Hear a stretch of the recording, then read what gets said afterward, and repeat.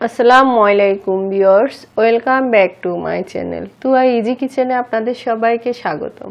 আজ আমি আপনাদেরকে ছোলার পোলাও তৈরি করে দেখাবো। খুবই মজার একটা রেসিপি। এই রমজানে হালকা মশলায় এটা তৈরি করতে পারেন, ফ্যামিলির সবাই খুবই পছন্দ করবে। সহজভাবে করে দেখানোর চেষ্টা করেছি, আশা করি আমার রেসিপিটা আপনাদের ভালো লাগবে। চলুন মূল রেসিপিতে যাই।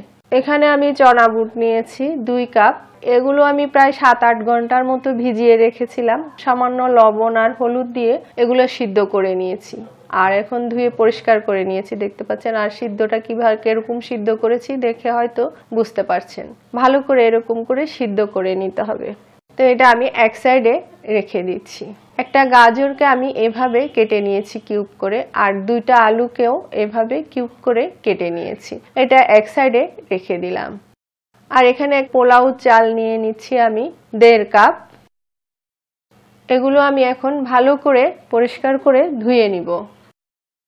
তো চালগুলো আমি ধুয়ে নিয়েছি, দেখতে পাচ্ছেন, আর নেটে রেখেছি পানিটা ঝরার জন্য। তো এটা আমি এক সাইডে রেখে দিচ্ছি। আর এখন আমি চলে যাচ্ছি মূল রান্নায়। চুলায় একটা পাতিল বসিয়েছি, আর পাতিলে সয়াবিন তেল দিয়ে দিচ্ছি প্রায় 4 টেবিল চামচের মতো।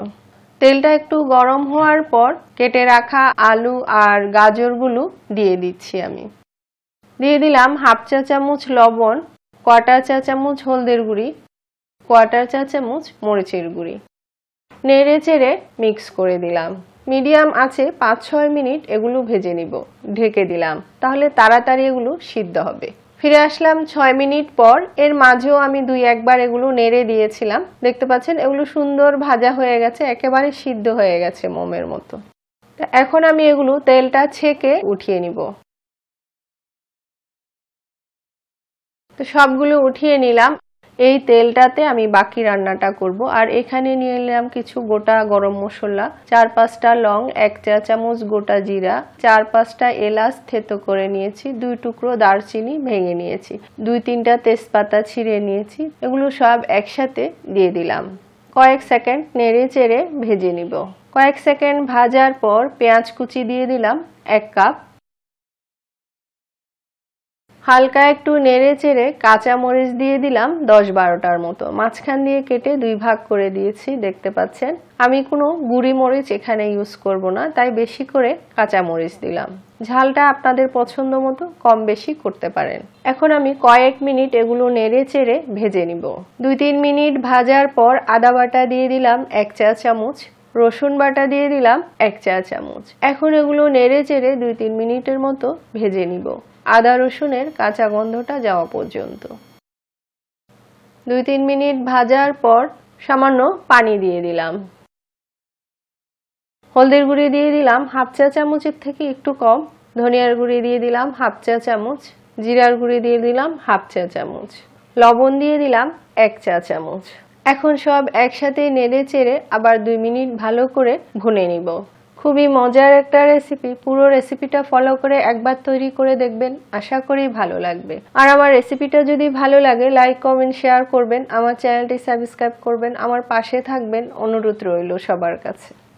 তো মশলাটা আমি ভালো করে ভুনে নিয়েছি, দেখতে পাচ্ছেন। আর এখন ধুয়ে রাখা সেই পোলাও চালটা দিয়ে দিলাম, দিয়ে মশলার সাথে ভালো করে মিক্স করে দিচ্ছি।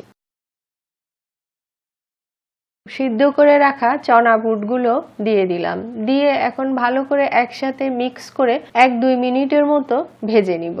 এতে করে পোলাওটা ঝরঝরে হবে, খুব সুন্দর হবে।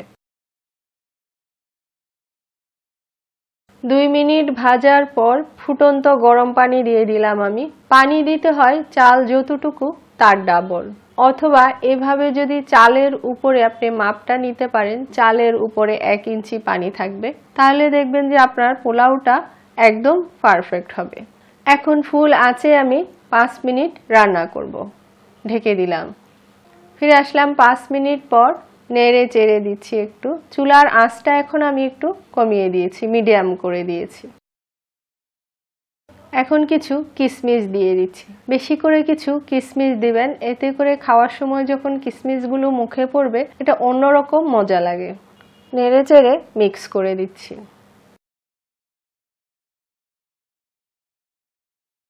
দিয়ে দিলাম ভেজে রাখা আলু আর গাজরগুলো একসাথে। দিয়ে একসাথে নেড়ে চেড়ে ভালো করে উপর নিচ করে মিক্স করে দিচ্ছি। চিনি দিয়ে দিলাম 1 চা চামচের মতো, এতে টেস্টটা বাড়ায়। আপনারা যদি কেউ না চান বাদ দিতে পারেন। টেস্টিং সল্ট দিয়ে দিলাম 1 চিমটির মতো। এখন আরেকটু নেড়ে চেড়ে দিচ্ছি। মিডিয়াম টু লো আছে এখন 5 থেকে 6 মিনিট রান্না করব। ঢেকে দিলাম। ফিরে আসলাম 6 মিনিট পর। আলতো হাতে এখন একটু উপরে নিচ করে দিচ্ছি।